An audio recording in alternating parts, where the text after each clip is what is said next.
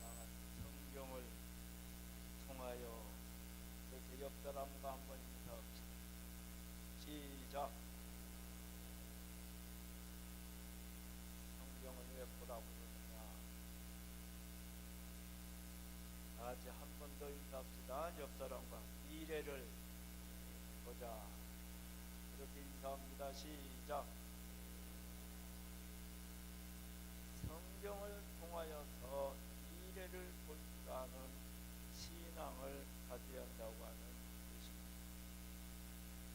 오늘의 하나님의 말씀은 아모스 8장 1절로 3절의 말씀으로 여름신과 한방중이라고 하는 제목으로 증거할 때 은혜 받으시기를 주님의 이름으로 다시 한번 축원을 드립니다. 오늘의 하나님의 말씀에 은혜 받기 위해서 우리 1448번 저 멀리 있는 나의 찬송을 한번 부르면서 우리가 믿음을 통해서 저 멀리 있는 소망, 저 멀리 있는 복된 미래를 그 미래가 손짓하고 있으니 그것을 보고 달려가는 믿음을 가지라고 하는 말씀이 되겠습니다. 같이 찬송합니다.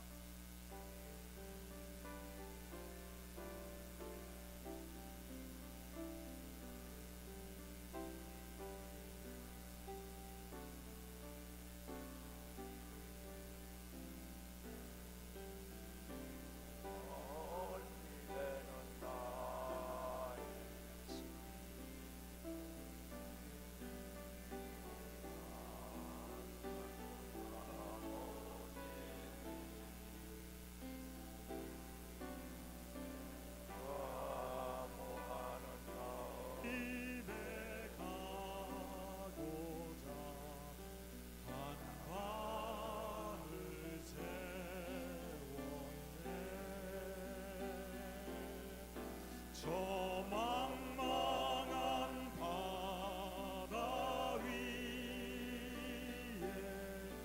이 몸이 상할지라도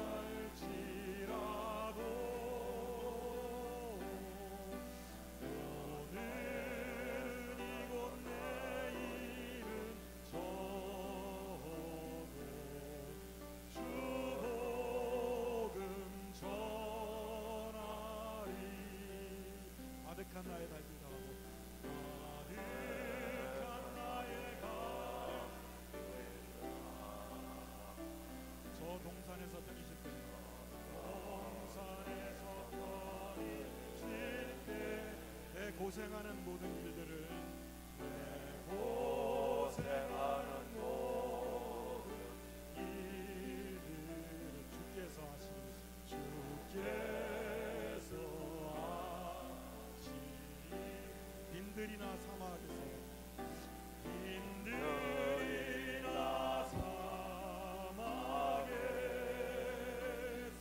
이 몸이 고날지라도 오 내 주 예수 내 주 예수 날 사랑하사 날 지켜주시니 날 지켜주시리. 멀리 있는 아득한 그런 곳에 거기서 나를 오라고 복된 곳으로 오라고는 바로 이 말씀은 오늘 부른 찬송은 물론 영족의 청교도들이 미국을 찾아서 가서 신앙의 자유를 찾기 위해서 갔지만은 그대들의 후대들은 미국을 통해서 복을 받은 그것을 찬양하는 노래가 될 것입니다. 나의 미래를 복되게 하는 쪽으로 개척을 해나가지 아니하면은 그 미래는 불행할 것입니다. 그래서 오늘 말씀을 증거하면서 첫째로 아모스 선지자에 대하여서 몇 번 말씀을 드렸지만은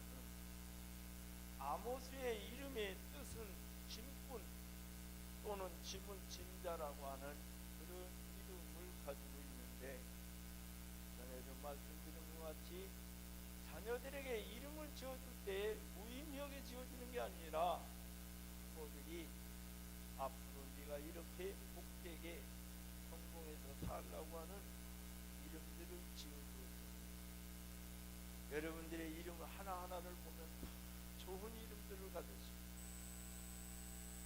그 당시에 제사장들이 이스라엘의 미래에 대하여 말씀해야 하는데, 제사장들 중에서 찾아볼 수 없었고, 죄를 회개하라고 설교를 해야 하는데 한 사람도 그런 설교를 하는 제사장이나 선지자가 없었다는 사실.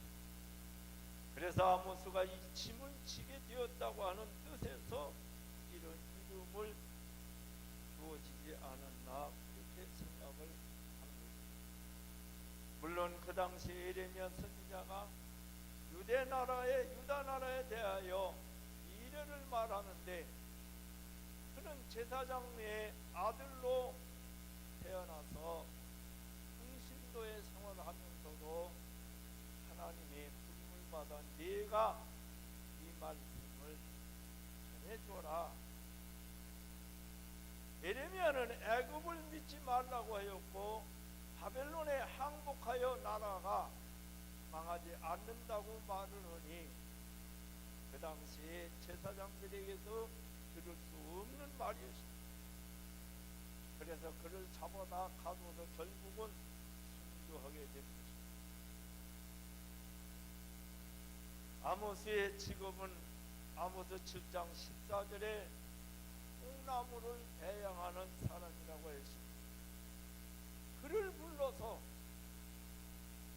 누에를 치는 사람을 불러서 농사를 짓는 사람을 불러서 하나님께서 이스라엘 나라의 미래에 대하여서 받은 묵시, 아모스만 하나님으로부터 받은 그런 계시를 전하라고 하는 사명을 받게 됩니다.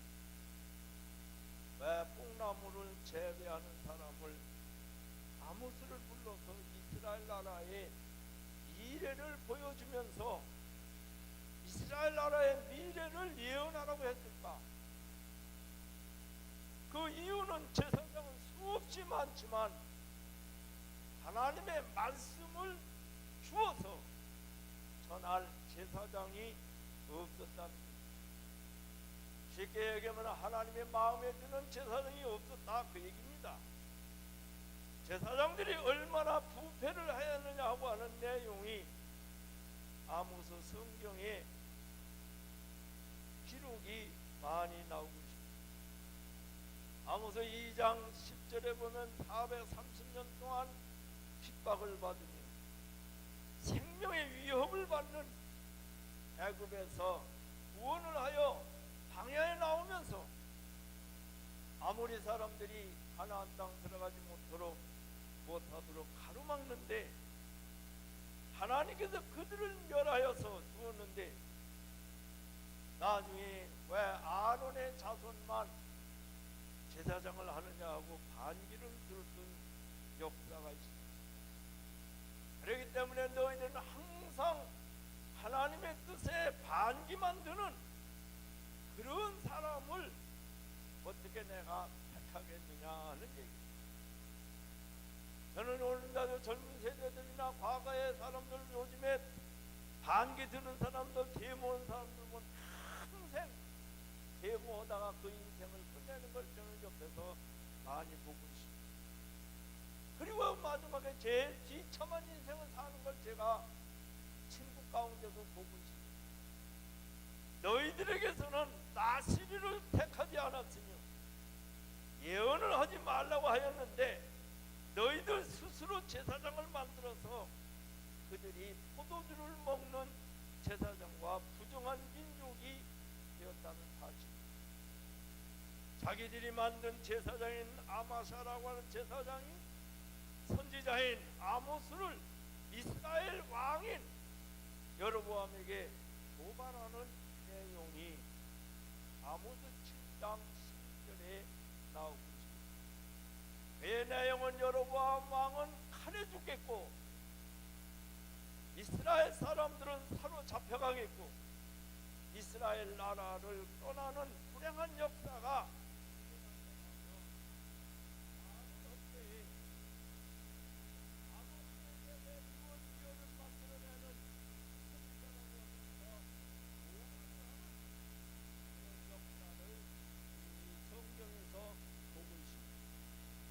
그러면서 유다로 도망을 가고 이스라엘의 도시인 베델에서는 아모스야 예언하지 말라고 하는데 베델이라고 하는 그런 도시는 요즘으로 말하면 그 도시는 왕궁이 있는 곳이지만 베델이라고 하는 이름 뜻이 말하는 대로 하나님의 집이라고 하는 뜻인데 하나님의 집이 되지 못하고 여로보암 왕은 우상의 제단을 거기다 건축하고 그 성전 안에 금송아지 우상을 섬기는 장소로 바꿔졌던 것입니다.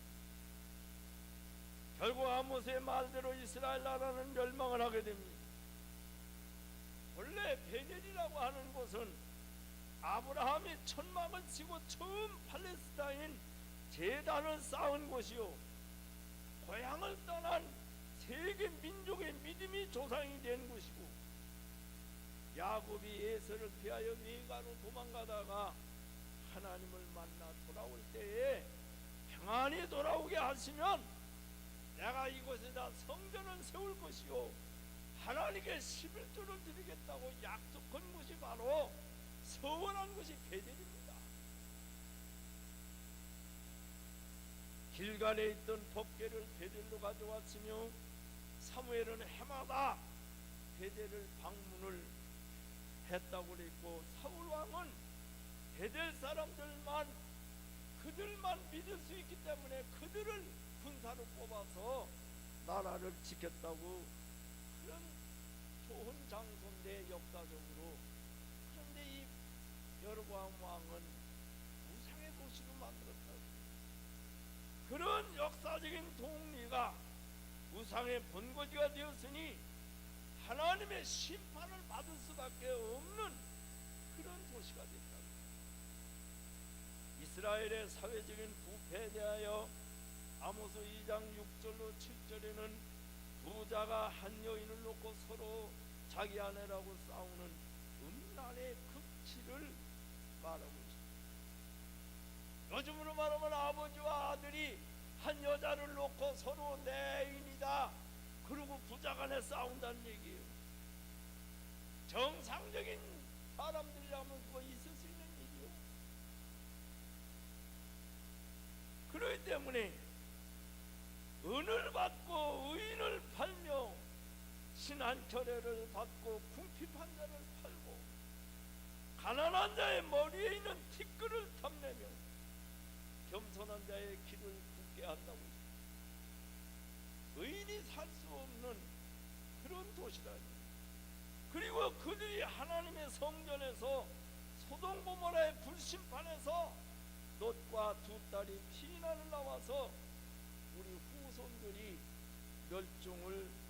멸종이 되니 아버지를 술 먹여놓고 그리고 잠을 자서 아이를 낳았는데 그 후 그 자손이 암몬 자손과 모압 자손이 돼서 늘 아브라함의 자손 야곱의 자손들을 괴롭히는 그런 나라가 되고 부패한 나라가 됐다고. 오늘날 현대인들이 상상하지 못할 일들이 우리 주위에서 많이 일어나고 있는 걸 볼 때에 그게 바로 암몬 족속과 모압 족속들이 하는 일이요. 베델의 아브라함 등 여로보암의 왕들이 하는 일이다. 오늘 말씀에 아모스가 본 환상이 여러 가지입니다. 이것은 아모스가 이스라엘 미래를 본 환상입니다. 좋게 본 게 아니라 미래를 아주 어둡게 불행하게 그렇게 봤다는 거예요. 소망적이고 발전적이고 창조적인 말씀이 아닙니다. 절망적이고 사람들이 받을 비극에 대해서 미래를 말하는 환상이라는 얘기. 우리나라에도 늘 아이들을 볼 때 어려서 저 아이 싹수가 노랗고 하면은 그 아이 인생은 왜한 거예요? 미래가 없다는 얘기죠. 싹수가 노랗단 말이 뭐예요? 모든 식물이 봄에 나올 때 노랗게 나오니까 그 노란 대로 그늘을 휘면 그 식물은 열매를 맺을 수 없다고 얘기해요. 아모스는 이스라엘의 미래에 대하여 5가지의 환상을 보고 말을 합니다. 아모스 7장 1절로 3절의 말씀으로 황충이 재앙을 봤다고 했습니다. 왕이 풀을 벤 후에 다시 풀이 나면 황충이가 모두 먹어버린다는 것입니다. 개성공단 페이지로 와글와글합니다. 이야기를 들으면 개성공단에서 일하는 이북 노동자들에게는 약 70달러를 주면은 39호실로 다 들어가고, 개성공단 사람들에게는 한 8,000원, 달러로 말하면 1.5불 준다는데 그거 가지고 쌀 1kg밖에 못 산다는 거예요. 초코파이를 주면은 그것을 팔아서 생활비에 보태는데 이제는 그것도 못 주게 한다는 거 아니에요.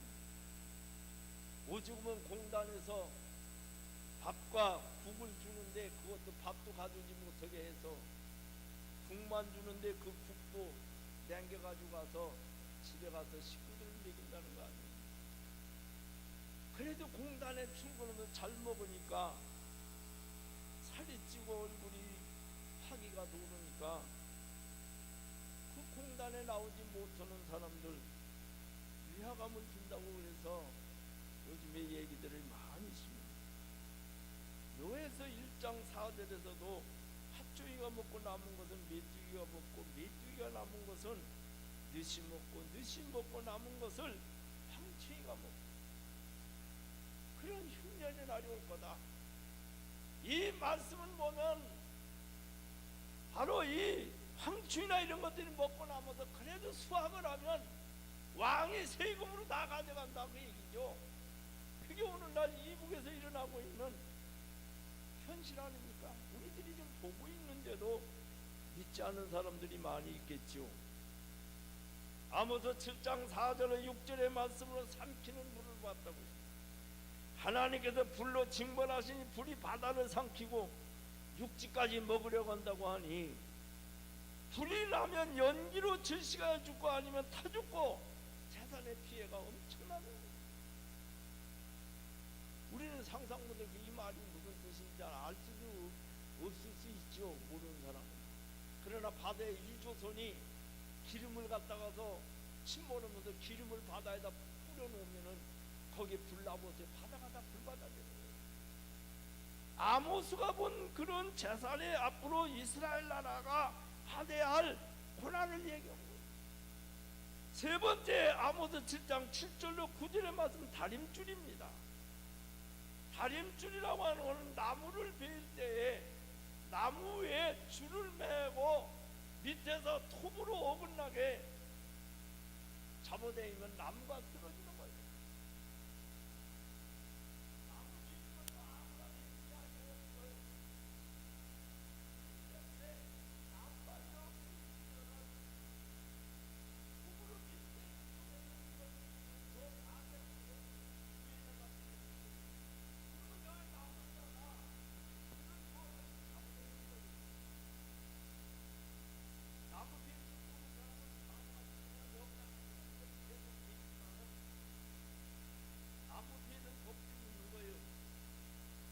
그렇기 때문에 바로 다림줄을 봤다. 하나님께서 이스라엘 나라에 줄을 매가지고 한번 잡아당기면 이스라엘 나라는 망할 거다.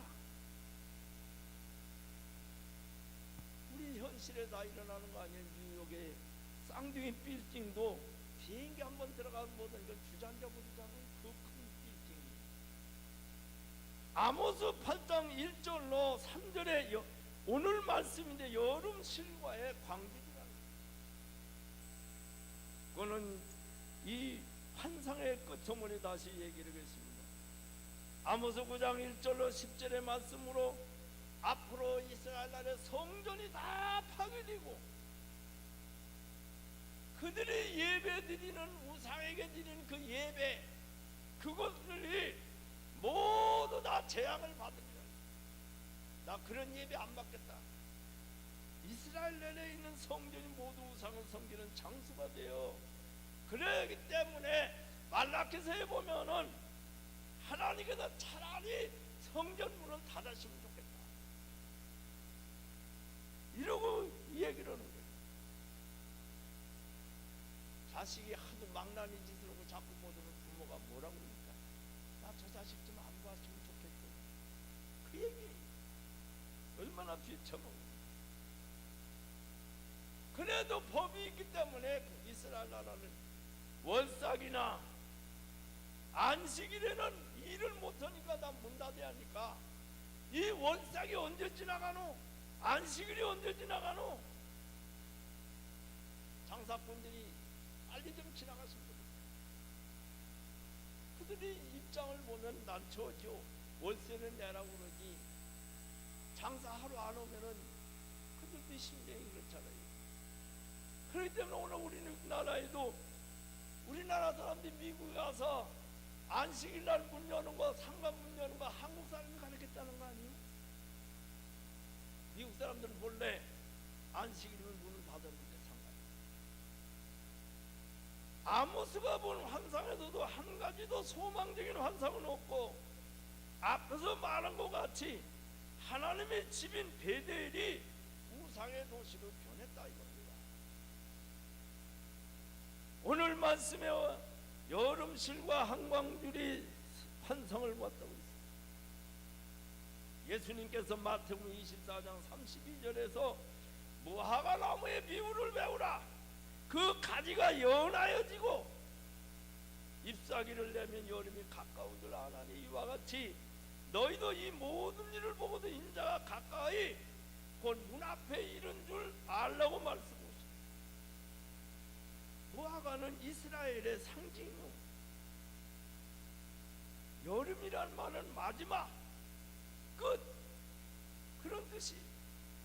무화과가 자라서 잎이 나고 때가 되면 잎이 무성하고 꽃이 피어 열매가 익으면 떨어지든지 아니면 사람이 따먹으면 따먹든지 해서 과일이 끝나는데 이스라엘 나라가 이렇게 됐다는 거예요. 오늘 8장 2절에서 아모스에게 일러준 말씀은 이스라엘의 끝이 되었으니 이스라엘을 용서하지 않겠다는 거예요. 이스라엘의 마지막이 이르렀을 때 하나님은 용서를 하지 않겠다는 것이며 그날의 비극을 말씀해 주고 있는데 왕은 궁전에서 풍악을 울리던 그런 그 풍악 울리던 그런 노래소리가 애곡으로 변한 것입니다. 시체들이 너무 많아 죽어서 너무 많이 죽여가지고 사람들이 울 그런 마음도 없어. 그러니까 잔잔해지고 시체들을 그냥 갖다 다 내버린다. 우리는 매장 문화지만은 그 나라는 물론 버리는 문화가 있으면은 그래도 이렇게 현실적으로 그러면 안 일어나고 있느냐? 세계 곳곳에 다 일어나고 있다. 시체가 많아서 잠잠히 처치해내버리라는 것은 집단 학살을 의미하는 말로서 여러분 캄보디아라고 하는 나라가 공산화될 때에 300만 명이 학살을 당했습니다. 그런데 공산화가 끝나면서 정권이 바뀔 때에 보건복지부 장관할 사람이 없어. 왜? 지식인들을 모두 다 죽였기. 인구 600만에 300만을 죽였으면 절반이 죽은 거예요. 보건복지부 장관을 누가 했느냐? 미국에서 유학하던 의학을 하고도 돌아온 그 사람의 학생이 졸업하자마자 돌아와서 그가 바로 보건복지부 장관을 했다. 이게 캄보디아의 비극의 역사입니다. 오늘날 이와제 재판도 없이 김정은의 말 한마디면 총살을 당하는 이북을 사모하고 동조하고 이북을 돕는 행동이나 말을 한다면 그들이 받아야 할 미래 비극은 말해주지 않아도 다 뻔한 거예요. 여름이란 말은 끝이란 말이고 광줄이라고 하는 말은 새장에 갇혀있는 새란 말입니다. 새가 아무리 날르고 싶어도 새장에 갇혀있는 새는 꼼짝할 수가 없는 거예요. 이스라엘 나라가 그와 같이 새장에 갇혀있는 새 신세가 되어서 죽을 날만 기다리는 거예요. 하나님을 버리고 우상을 섬기는 결과요. 하나님을 버린 결과는 늘 제가 얘기했지만 가인의 문화가 들어오고, 첫째는 우상 문화가 들어와. 하나님을 믿어서 잘 사는 문화가 되면 그 다음에 우상 문화가 들어오게 돼 있어요. 도박 문화가 들어와요. 음란 문화가 들어와요. 살인 문화가 들어오고 죄악의 문화가 형성된다. 민주화의 사회가 되면 될수록 앞에 문화가 그런 문화로 바꿔지는 거예요. 그렇기 때문에 우리가 성경에 보면 예수님께서 로마가 망할 때도 마찬가지였어요. 그때는 로마 시대니까 말썽이 많은 시대라고 했어요. 예수님. 지도자가 없게 된다는 거예요. 쉽게 말하면 영이 서지 않는다는 말이 있듯이 오늘날 보세요. 대통령이 국회에서 연설하면 그 다음 TV에 나와서 얘기하는 건 별별 욕을 다 하잖아요. 이국에서도 얘기하는 것 같아요. 가정에서도 마찬가지예요. 아버지가 얘기하면 아버지 영이 서야 하는데 아버지 권위를 다 잃어버려요. 교회도 마찬가지요. 목사가 권위를 잃어버리면은 영이 서지 않는 거예요. 이 시대를 무엇으로 비유할까? 예수님께서 말씀하십니다. 누가복음 11장 13절에 악한 시대라고 했고, 마태복음 17장 17절에서는 패역한 시대, 거꾸로 사는 시대라. 마태복음 66장 4절은 음란한 시대라고. 요즘 음란이 극치에 달리고 있잖아요. 마태복음 11장 18절은 말씀이 많은 시대, 마가복음 8장 38절은 죄가 많은 세상이에요. 베드로는 사도행전 2장 40절에 이 시대를 패역한 시대라고. 바울은 빌립보 2장 15절에서 거스리는 시대예요. 로마서 8장 7절은 하나님과 원수된 시대라고 그랬어요. 에베소 2장 3절에는 진노받은 세상이에요. 오늘의 말씀에서 이스라엘의 미래에 대하여 아모스를 통하여서 알려주었으면 대비를 해야 하고 회개를 해야 하고, 그런데 왕이나 정치인이나 백성들, 종교 지도자들이 다가오는 하나님의 심판에 대해 회개하지 않았다는, 오늘의 현 시대를 얘기하고 있는 거랑 똑같은 거예요.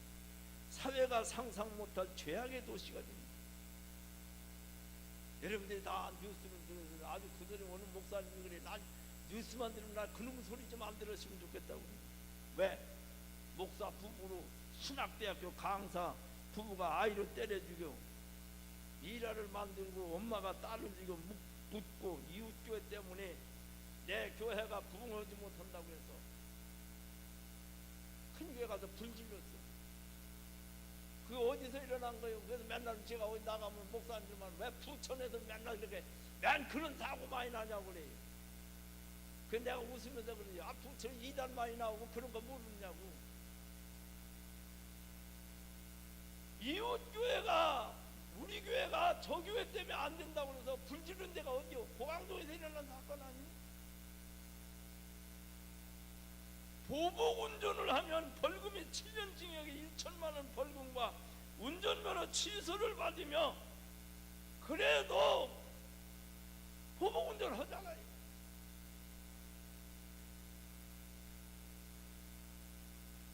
인대가 끊어져 운동화를 벗지 못하는 학생이 운동화를 벗으라고 하여 벗지 않는다고 때려 고막이 터져 선생님은 면직을 나요. 선생님은 옛날에 그림자도 받지 말라고 했는데 어린아이를 안고 한강에 빠져 죽이려던 엄마가 아이는 죽고 엄마는 물이 차다고 도로 나왔대. 도대체 이해가 돼요? 그만큼 타락을 하여 사람들이 불안하게 산다는 거예요. 가인의 문화는 마지막은 살인 문화요. 형제간의 싸움 문화입니다. 오늘의 돌아다니는 말이 예언이고 미래를 말해주는 겁니다.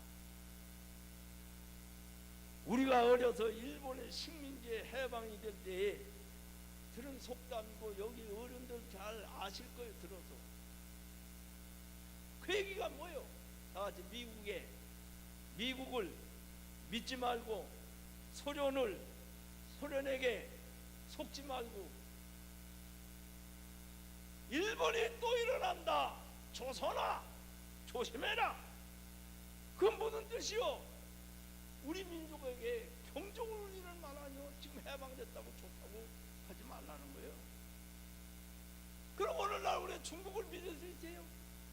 소련을 믿을 수 있지. 아무리 갖다 줬어도 중국이 오늘까지 우리에게 해준 게 뭐 있어? 중국이 대화가 되면 이북 나라가 대화가 되는 나라입니까? 중국이 북한의 핵을 개발하는 막은 일이 있으며 아무리 많이 퍼다 주었어도 핵 개발 포기한 적이 있냐 이거예요. 미래학자인 엘빈 토플러는 한국은 미래에는 없어질 직업에 대해서 계속 공부하는 바보짓을 하고 있다는 거예요. 학교의 혁명이라는 책을 쓴 켄 로빈슨은 702개의 직업을 분석해서 10년 후에 47% 절반이 이 직업들이 없어진다는 거예요. 그럼 뭐 때문에 그런 거예요? 현대 우리에게 있어서 컴퓨터고 컴퓨터로 인해서 로봇가 발명이 되고 로봇의 발전으로 인해서 앞으로 없어질 직업들이 엄청나게 많다. 그런데 그 직업을 지금 얻기 위해서 그걸 위해서 공부하고 자식들에게 공부하라고. 한국에서 일어나는 일인가요? 미국에서 일어나는 일인가? 얼마나 어머니가 맨날 들볶아가지고 그냥 학원으로 뭐로 사방으로 음악 학원을 모여서 나중에 뭐 아버지 남편이 못 살겠다고 그래가지고 애를 해방시켜갔다고 뭐 밤 2시 3시까지 공부하라고 난리쳐서 벌써 이혼했다는 얘기 뉴스 듣잖아요. 앞으로 이 로봇의 발전으로 펀드 매니저, 약사, 비행기 파일럿, 번역가, 컴퓨터 발달로 미래 없어질 직업으로 교도관으로부터 백화점 점원, 무슨 보험 설계사, 운전 관련 직종, 은행원들이 다 없어집니다. 저는 앞으로 그래도 걱정을 하고 있어요. 물론 그때 가서 돈 내고 해야 한다니까. 2018년도면은 통장이 다 없어진대요. 이 늙은이들 이거 어떡할 거야 앞으로 이거 이 통장. 그래서 돈 내고 통장 만들어야 한대. 근데 이미 미국에서는 한 달에 통장 만들어서 돈 갖다 넣어놓고 좀 한 달에 30불씩 빼가요. 은행에서.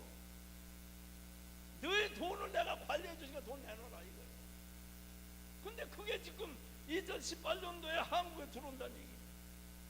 앞으로 뜨는 직업에 대해서 무슨 뭐 로봇 서비스 기획자, 무슨 디지털 운반, 무슨 친환경 이런 거에 그런 직업이 뜬다는 거예요. 오늘 세상에 돌아가는 것과 세상에 들려오는 말들도 우리 기억해서 들어야 됩니다. 그냥 돌아다니는 말이니까 그게 아니야. 그게 오늘 우리들의 미래를 얘기해 주는 거예요.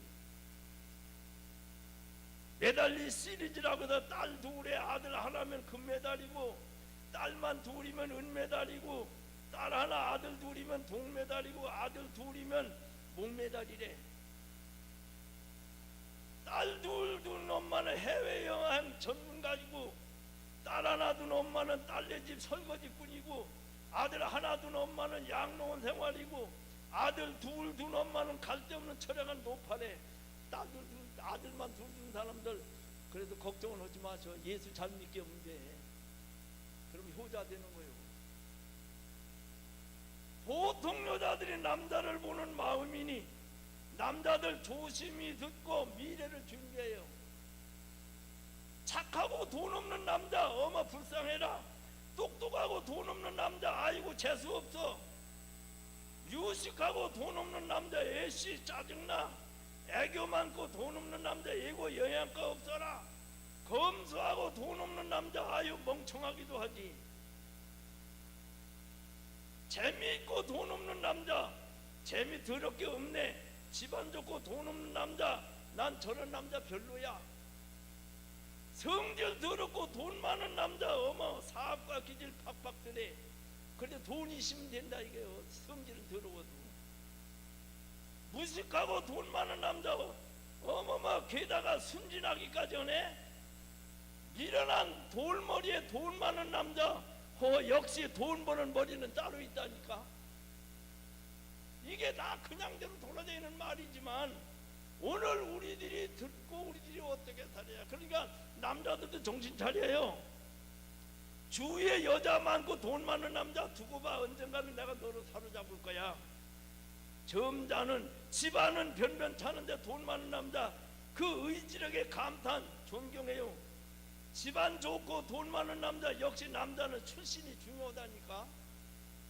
이게 뭐는 말이냐 이거요 다.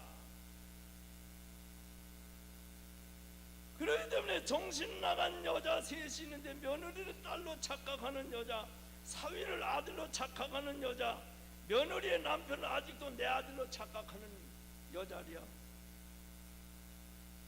이게 그냥 돌아다니는 말이지만 앞으로 우리들이 살아가면서 이것도 예언이다 이거요.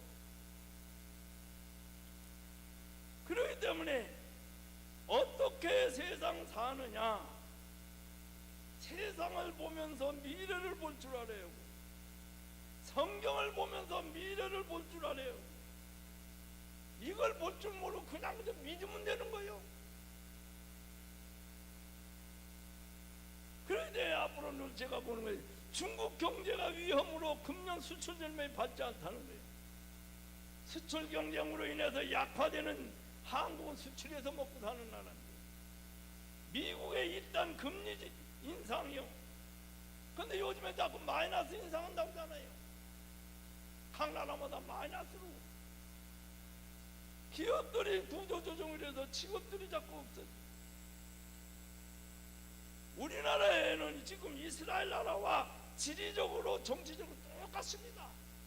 성경을 보면 미국의 패권과 중국의 패권 싸움에 끼어있는 약소국입니다. 우리는.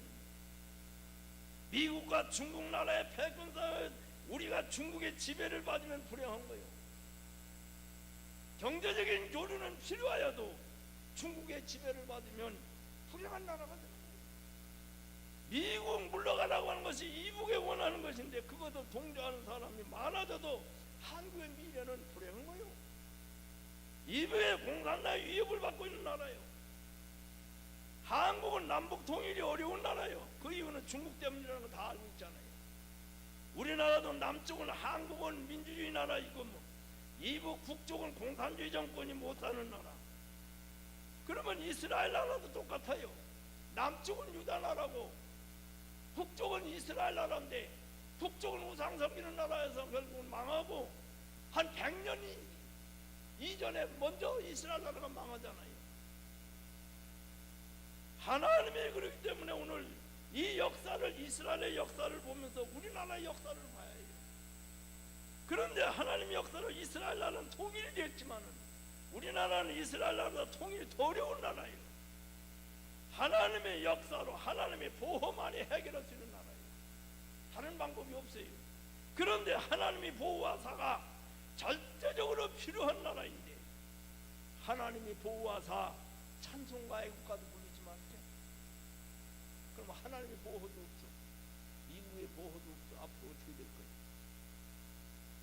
믿음 생활 버리지 말고 자녀들에게 믿음 생활을 버리지 말라. 자녀들을 신앙으로 잘 교육시켜야 해요. 저는 예수 믿으면 누구에게서 대대로 머리가 좋아진다고 해요. 왜? 악습이 안 들어오고 담배 안 먹고 술 안 먹으니까 머리가 나빠질 필요 없다는 거지.